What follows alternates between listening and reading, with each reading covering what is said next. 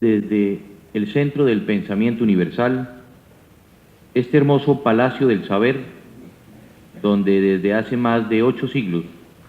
se expande la luz del conocimiento por todos los confines del mundo. Hablar en la Universidad de París, y más concretamente en la Sorbona, donde se puede intuir los pasos y las palabras del gran doctor de la Iglesia, Santo Tomás de Aquino, de su fundador, Robert de Sorbonne, y de tantos filósofos y humanistas que desde entonces han marcado el devenir de las ideas y su repercusión en la vida de las naciones, es para mí hablar en un templo sagrado destinado al cultivo de la mente y de los mejores valores del ser humano. Y todavía es mucho mayor mi emoción, pues al privilegio de encontrarnos en este escenario histórico se une el hecho de estar recibiendo hoy mismo el premio anual concedido por la Asociación de Política Extranjera de la Sorbona, presidida por el profesor Charles Sorbiev, y por la revista Politique Internacional, que bajo la dirección audaz y equilibrada de mi admirado amigo Patrick Bachmann es una de las principales promotoras del debate político e intelectual, no solo en Europa, sino en todo el mundo. Recibo con gratitud este premio, que reconoce nuestra lucha contra el narcotráfico y por el restablecimiento de la paz civil en mi país, y lo hago más que en mi propio nombre, en nombre de todo un pueblo que merece más que ninguno el apelativo de valiente. Lo recibo en nombre de 40 millones de mujeres, de hombres y de niños de Colombia, que luchan todos los días con coraje y decisión por construir un mejor mañana para los suyos, por defenderse de la violencia de unos pocos intolerantes y por escalar la cumbre de la dignidad humana. No olvido, y menos hoy cuando estamos en el suelo vibrante de la Francia pionera de los derechos humanos, que hace un poco más de 2 siglos, en 1794, un joven intelectual bogotano tradujo del francés y puso a circular por las calles y esquinas de su ciudad unos volantes con un título sonoro y sugestivo: los derechos del hombre y del ciudadano. Gracias a este acto audaz del precursor Antonio Nariño, que le costó una condena de 10 años de cárcel, el exilio y la confiscación de sus bienes, los colombianos comenzamos a apropiarnos del tema fundamental de los derechos humanos. En esas páginas podían leerse los principios redactados por los revolucionarios franceses, según los cuales los hombres nacemos y permanecen libres e iguales en derechos. Una verdad tan grande y que hoy parece tan obvia, era entonces completamente revolucionaria y sigue siéndolo en los tiempos actuales, cuando en medio de los avances tecnológicos, de la informática, de la genética, de los viajes espaciales, los seres humanos seguimos empeñados en defender los derechos más sagrados y más elementales, comenzando, por supuesto, por la vida y por la libertad. Antonio Nariño sufrió torturas y vejaciones por su actitud libertaria, que precedió a la gesta heroica de Bolívar y de Santander. Pero los héroes no dejan de crecer en la tierra hermosa del café y de las flores y siguen luchando como titanes contra la violencia y por sobre todo contra la indiferencia. Colombia, tristemente, ha sufrido en las últimas 4 décadas un conflicto armado interno que se degrada con el paso del tiempo, en el cual unos pocos intolerantes, que no llegan a 40.000, vale decir menos del 1 por 1000 de la población del país, entre guerrilleros y miembros de grupos ilegales de autodefensa, con un ínfimo apoyo popular, mantienen en jaque a las instituciones y a toda la población con el poder oscuro de la violencia y del terrorismo. No es una guerra civil, he dicho que es una guerra contra la sociedad civil. No es un conflicto entre 2 bandos similares de compatriotas por el control del Estado. Es la batalla de una inmensa minoría de intolerantes contra la gran mayoría de la población, tal como lo reconoce la comunidad internacional, que contempla con natural consternación cómo unos pocos violentos en Colombia atacan sin compasión poblados humildes, hospitales y escuelas, dinamitan puentes, carreteras y torres de energía, secuestran y extorsionan en nombre de unos ideales que no se compaginan con esta actitud cruel y despiadada. En medio de esta situación, he liderado con el respaldo de un mandato popular tan amplio como no ha tenido ningún otro presidente en la historia de Colombia, un proceso de paz para alcanzar por la vía negociada la terminación definitiva de estas dolorosas hostilidades. Por supuesto, lo hemos hecho sin abandonar a la población civil, que espera y confía en la protección del Estado frente a todo acto violento que atente contra sus vidas, contra su integridad o contra sus bienes. Aquí resulta primordial el tema de los derechos humanos y la aplicación del derecho internacional humanitario, que a menudo se ven vulnerados o en peligro cuando las situaciones llegan a estados de complejidad como los que se presentan en Colombia. Por eso hoy, ante este auditorio excepcional, en este centro académico que vivió el espíritu de la Ilustración,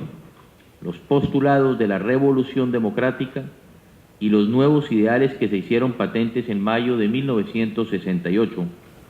quiero hablarles sobre lo que hemos hecho y lo que estamos haciendo en Colombia en un tema tan fundamental como el de los derechos humanos, un tema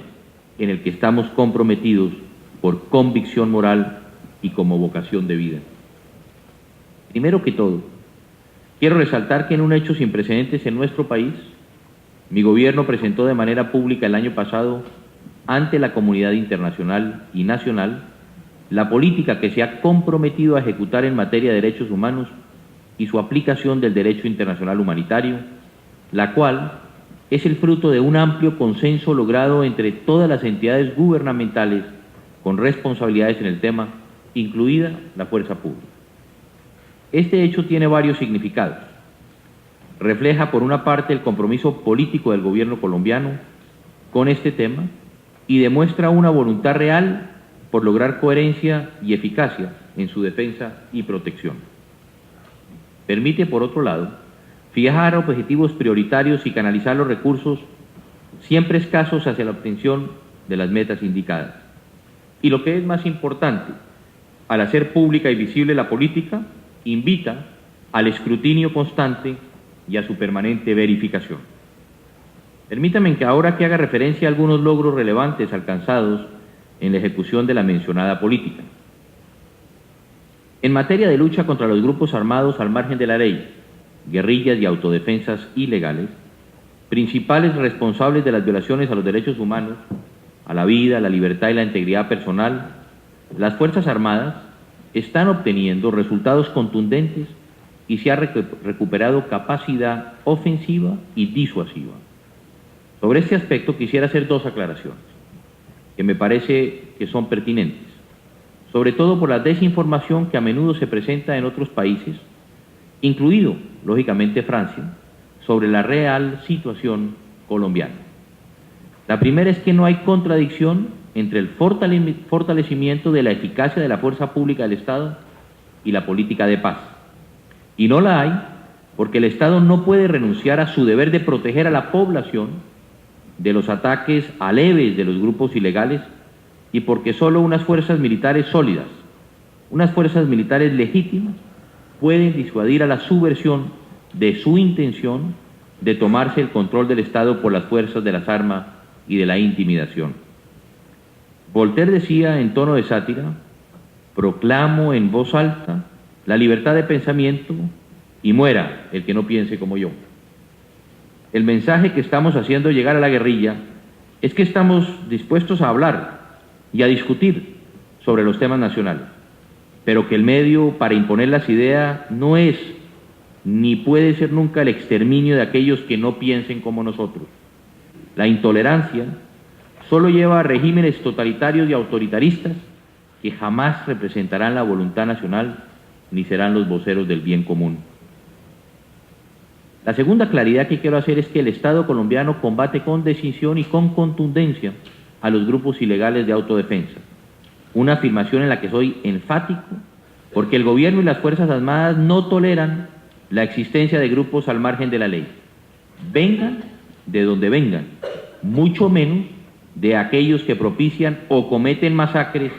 que atentan contra todo concepto de humanidad. Rechazo en nombre del gobierno y de todos los colombianos de bien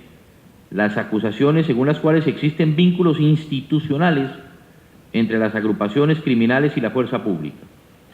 Los grupos de autodefensa son delincuentes contra los cuales se oponen todas las fuerzas del Estado.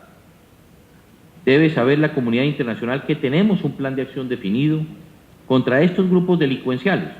que estamos llevando a cabo con decisión y convicción. En primer lugar, hemos creado un Centro Nacional de Coordinación para la Lucha contra las Autodefensas Ilegales,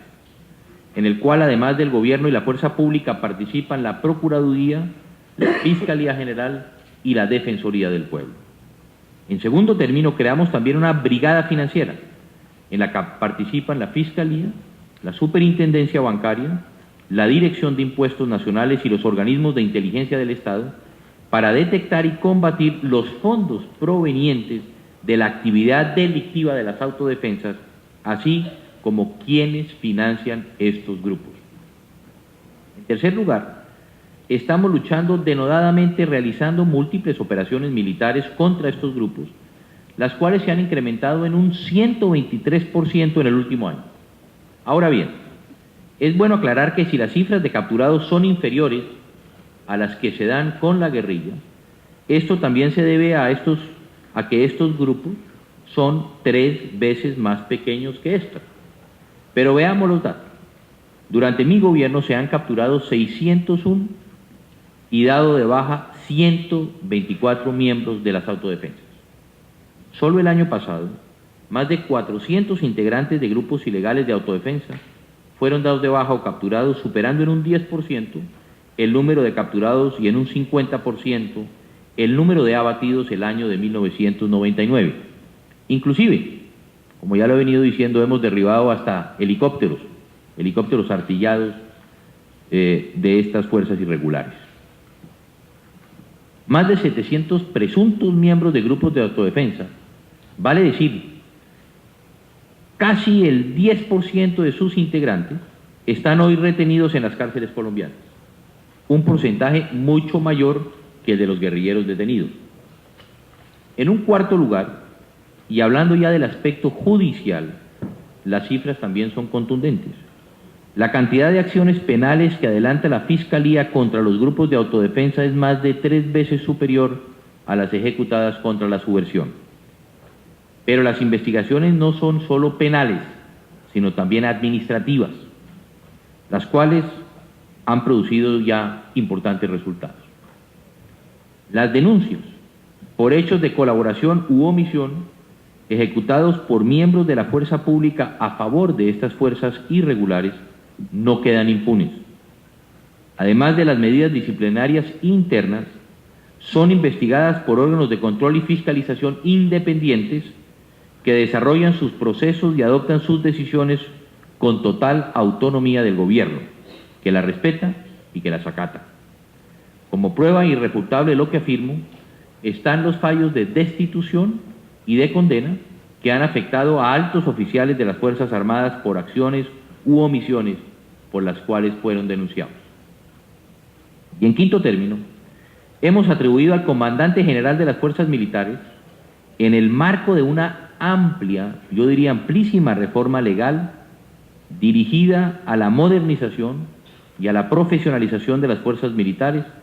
la facultad discrecional de desvincular de forma inmediata de las filas, sin juicio previo, a los uniformados, cualquiera que sea su rango, contra los que existan sospechas fundadas de que violan los derechos humanos o colaboran con los grupos ilegales. En su breve tiempo de vigencia, esta atribución ya ha sido ejercida, separando de las filas, óigase bien, a 388 miembros de las fuerzas militares, entre oficiales y suboficiales. Las medidas de reforma, modernización y profesionalización de las Fuerzas Armadas del país y de la mano la reforma a la justicia penal militar a las que me referiré un poco más adelante, hacen parte también de nuestro compromiso contra los grupos irregulares. En sexta medida, es resaltable que la mayor parte de las actividades de fumigación de cultivos ilícitos, extensos o industriales, la estamos realizando en zonas de alta presencia de los autodefensas, donde hemos destruido adicionalmente más de 20 laboratorios de procesamiento de droga. Como ustedes pueden ver, el Estado colombiano no se ha quedado quieto, ni se quedará quieto en su lucha denodada contra estos criminales. Estamos obrando siguiendo un plan serio y coherente que está produciendo buenos resultados. También en ejecución de la política estamos protegiendo a los defensores de los derechos humanos, mediante esquemas que brindan seguridad a las personas y a las sedes físicas donde laboran. En este sentido, hemos invertido en el último año alrededor de $5 millones para otorgar protección personal permanente a cerca de 40 personas para establecer sistemas de comunicación preventivos y para realizar trabajos de blindajes en 85 sedes sindicales o de organizaciones de derechos humanos. Es claro que, dado los altos niveles de violencia que el país experimenta, las demandas por protección aumentan día a día y los recursos del presupuesto resultan ineficientes, como se hizo palpable hace un mes en el fallido atentado de los extremistas contra uno de los principales líderes sindicales del país. Por eso, hemos también solicitado el apoyo de la comunidad internacional para mantener y para ampliar este programa, y esperamos confiados obtener importantes recursos para estos fines. Asimismo, hemos adoptado y puesto en ejecución un plan de acción para la prevención y atención de la población desplazada por el conflicto, el cual comprende mecanismos de prevención de desplazamiento, asistencia humanitaria de emergencia y acciones para el retorno, la reubicación y la estabilización socioeconómica. Sobre este tema, dada su magnitud y la limitación de los recursos del Estado colombiano, estamos también convocando la ayuda internacional. La dimensión del desplazamiento forzado en el país supera las posibilidades de atención del Estado colombiano y se requiere la cooperación de agencias, de países y de organizaciones no gubernamentales. En desarrollo de nuestra estrategia de fortalecimiento institucional y desarrollo social, hemos también presentado a consideración de la comunidad internacional proyectos para la atención de los desplazados, por un valor cercano a los $500 millones. Ya hemos comenzado a recibir propuestas concretas de apoyo y somos optimistas en que los países amigos, entendiendo la magnitud del fenómeno que afrontamos, contribuirán con la financiación de estos proyectos. En materia legislativa, los logros de la política de derechos humanos son los más importantes de los últimos tiempos. Se obtuvo la expedición de un nuevo Código Penal Militar que, entre otras cosas, ha determinado que las violaciones a los derechos humanos que cometan los miembros de la fuerza pública serán juzgadas por jueces ordinarios y no militares, una aspiración no lograda por muchos gobiernos anteriores. Asimismo, se elevó la categoría de delito de desaparición forzada de personas, otra vieja y repetidamente aplazada, y se adoptó un nuevo Código Penal que consagra las infracciones al derecho internacional humanitario. También mediante ley se han modernizado las fuerzas militares y de policía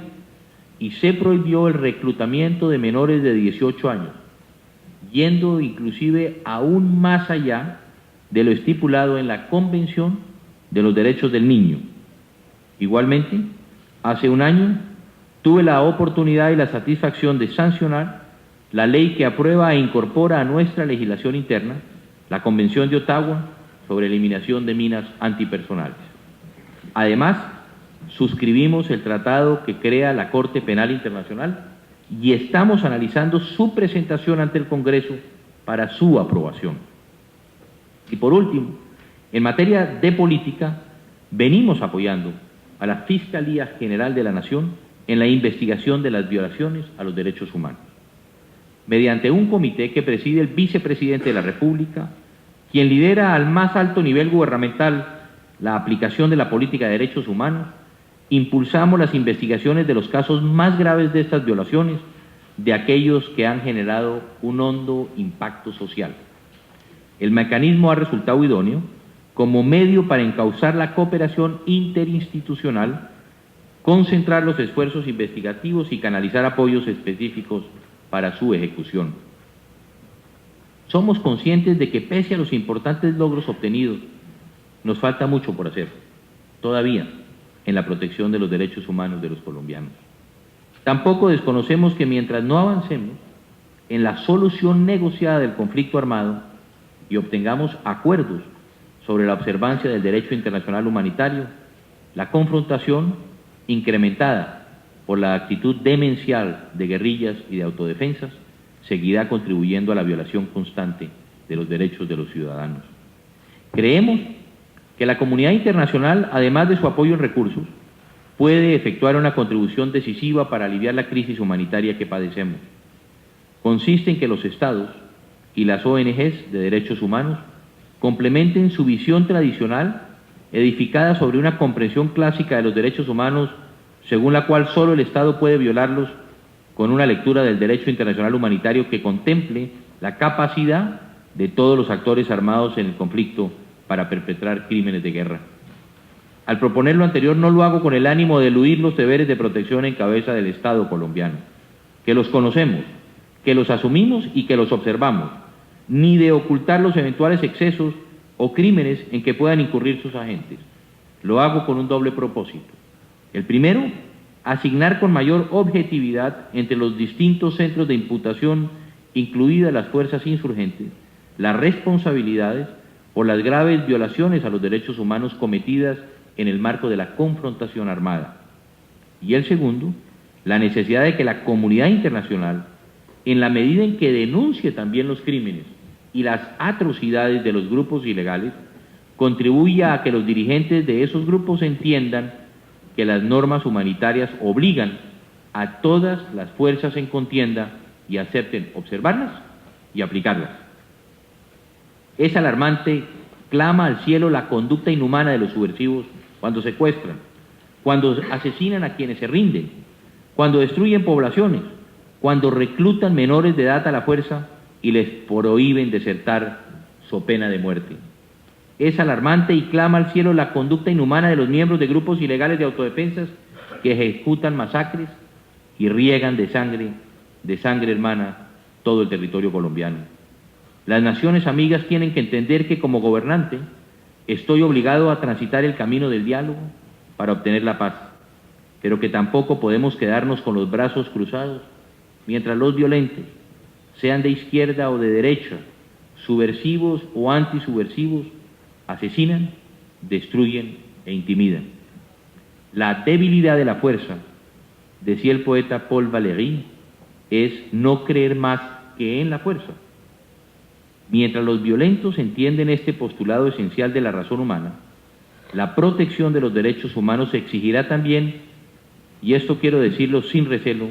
mejorar la capacidad del Estado para brindarle seguridad a todos sus ciudadanos. La legitimidad también se gana con el uso ético, eficiente y efectivo de la Fuerza Armada contra quienes delinquen y amenazan la seguridad de la sociedad y del Estado. Esto debe entenderlo la comunidad internacional. No se puede seguir estigmatizando a priori cualquier esfuerzo del gobierno por mejorar los medios para proteger a la población. Ese es nuestro deber y no podemos eludirlo. Apreciados amigos, no son tiempos fáciles los que vivimos los colombianos. Son tiempos que exigen, sobre todo, coraje, voluntad y patriotismo. Tiempos que requieren de un compromiso indeclinable con la vida, con la libertad y con la protección de los derechos humanos. Nadie entiende que las FARC mantengan congeladas las discusiones para solucionar los grandes problemas sociales del país que ellos mismos dicen querer negociar, querer solucionar. Lo que el país está esperando es que cuanto antes pasemos a lograr acuerdos en la mesa de negociaciones que resuelvan precisamente los problemas más sentidos y más cercanos de los colombianos. Las FARC unilateralmente congelaron las negociaciones y somos los colombianos y la comunidad internacional quienes esperamos que ellas mismas las descongelen sin condiciones. Desde esta cuna de la libertad y de respeto a los derechos humanos, que hoy hace homenaje no a Andrés Pastrana Arango, sino a 40 millones de colombianos que en medio de la desesperanza, del dolor y de la violencia han tenido el valor de querer hacer la paz, quiero reiterarle y decirle una vez más a los alzados en armas: no hay que tenerle miedo a la paz. Muchas gracias.